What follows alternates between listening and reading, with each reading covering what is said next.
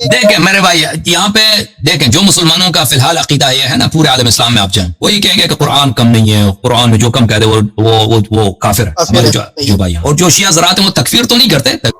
نحمدہ ونصلی ونسلم علی رسولہ النبی الکریم الامین، اما بعد۔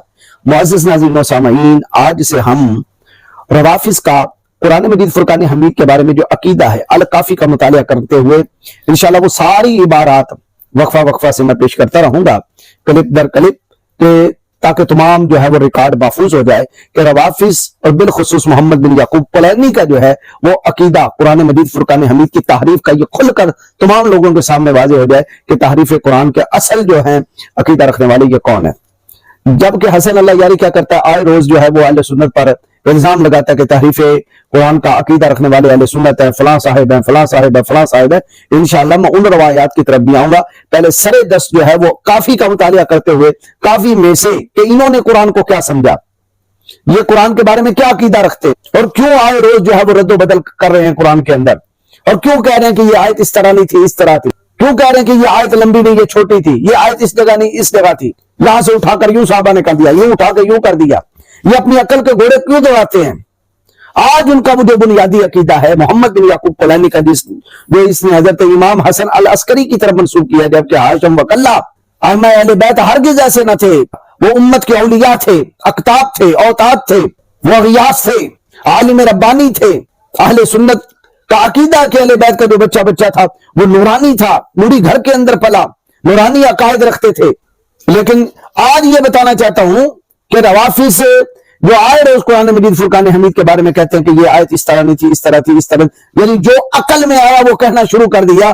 تو دراصل ان کا عقیدہ کیا ہے قرآن مجید فرقان حمید کے بارے میں؟ بیسیکلی یہ عقیدہ ہے کہ قرآن حجت نہیں، قرآن حجت نہیں ہے، بلکہ قرآن کے بعد بھی ایک شے ایسی ہے جس نے جو حجت ہے، جس طرح معجزات موسوی اپنے زمانے میں حجت تھے، معجزات عیسوی اپنے زمانے میں حجت تھے، قرآن بھی اپنے زمانے میں حجت تھا۔ آج حجت کون ہے ہم وہی پڑھیں گے جو اس عبارت کے اندر آ رہا ہے اور جو محمد بن یعقوب کلینی نے لکھا۔ وہ کون سی چیز ہے جو روافض کے لیے زمانہ میں حجت ہے؟ معجزات موسوی اس زمانہ کے لیے حجت نہیں، معجزات عیسوی اس زمانہ کے لیے حجت نہیں، اس طرح قرآن بھی اس زمانہ کے لیے حجت نہیں۔ وہ کوئی چوتھی چیز ہے جو اس زمانہ کے لیے حجت ہے۔ اصول کافی ہے جلد 1 ہے اور روایت نمبر ہے 20۔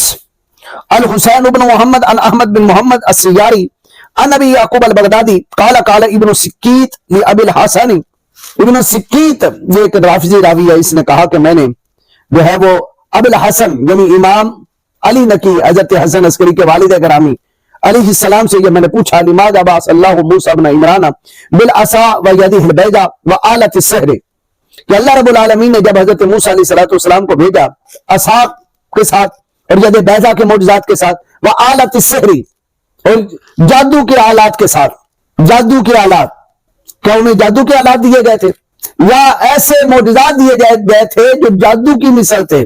یا مثل آلات السحر نہیں لکھا بلکہ آلات السحر لکھا۔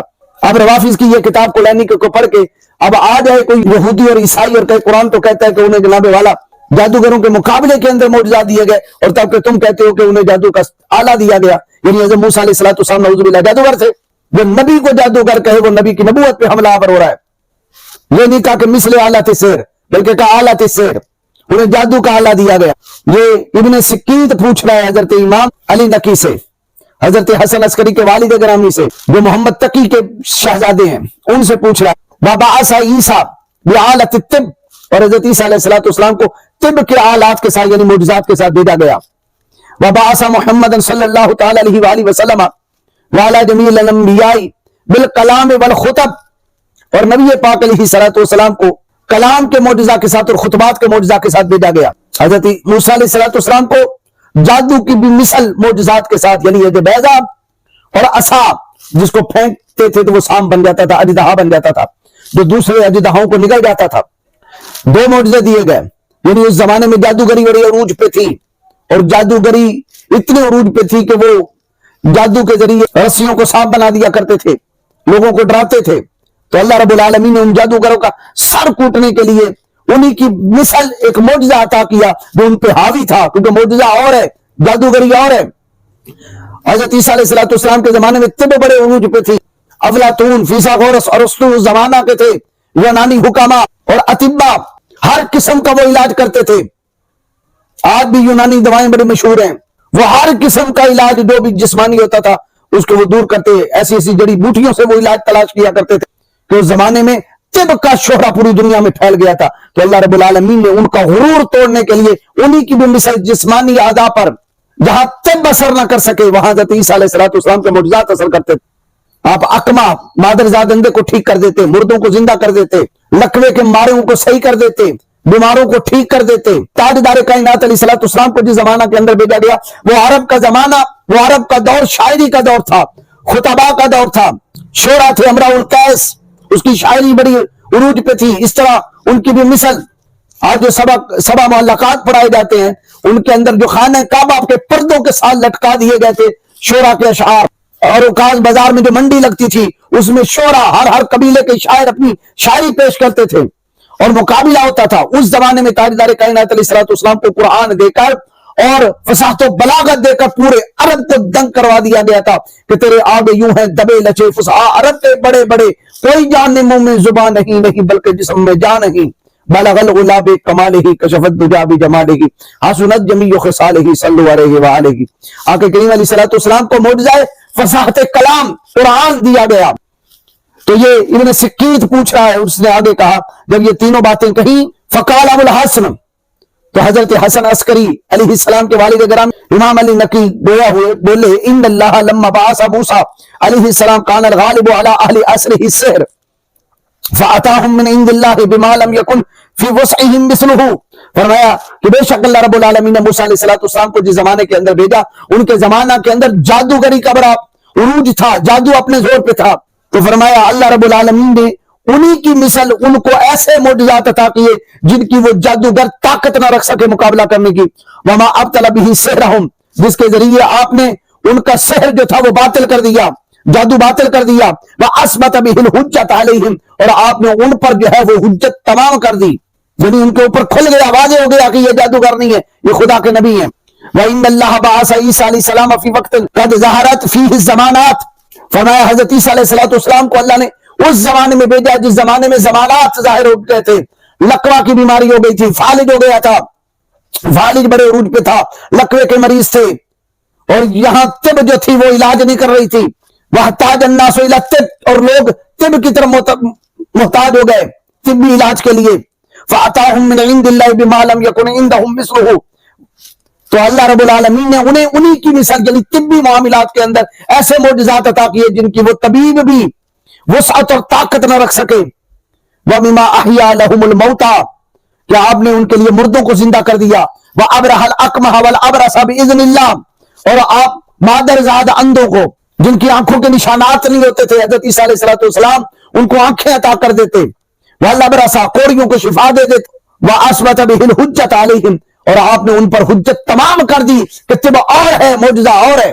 یہ حضرت امام حسن عسکری کے والد گرامی امام علی نقی بیان کر رہے ہیں. وَإِنَّ اللَّهَ بَعَثَ مُحَمَّدًا صلی اللہ تعالی وسلم فی وقت, اور نبی پاک علیہ السلام کو اللہ تعالی نے ایسے وقت میں بھیجا کان الغالب علی اہل عصرہ الخطب والکلام وَأَذَنُّهُ قَالَ الشِّعْرُ.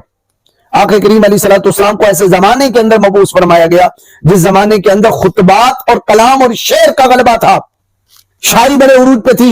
ابن سکیت کہتا ہے کہ میں نے شاید مجھے یہ گمان ہے کہ قال الشعر, امام علی نقی نے شعر کا بھی نام لیا ہو. فَأَتَاهُم مِّنْ عِندِ اللَّهِ مِنْ مَوَاعِظِهِ وَحِكَمِهِ, اللہ رب العالمین کی طرف سے آپ مواعظ حسنہ لے کر آئے اور حکمت بڑے اقوال اور ایسا کلام فرمایا کہ جس سے ما ابطل به قولہم, ان کی شاعری اور ان کا کلام شعراء عرب کا سارا باطل ہو گیا. وَأَثْبَتَ بِهِ الْحُجَّةَ عَلَيْهِمْ, اور ان پر حجت تمام ہو گئی کہ بناوٹی شعر اور ہیں, کلام اور ہے, حقیقی کلام فصاحت و بلاغت کا کیا ہے. جہاں وہ دنگ رہ گئے ان کی عقلیں جواب دے گی اور وہ پکار اٹھے کہ یہ کلام کسی بشر کا نہیں ہو سکتا. اچھا, یہاں تک میرا بھی دل مانتا ہے کہ حضرت امام علی نقی کا بیان ہوگا, امام حسن عسکری کے والد گرامی کا بیان ہوگا, لیکن اگلی جو بات ابن سکیت نے کہی اور یہ کلینی نے جو جوڑی, یہ ایک اتہام ہے اس امام پر, امام حسن عسکری کے والد گرامی امام علی نقی پر.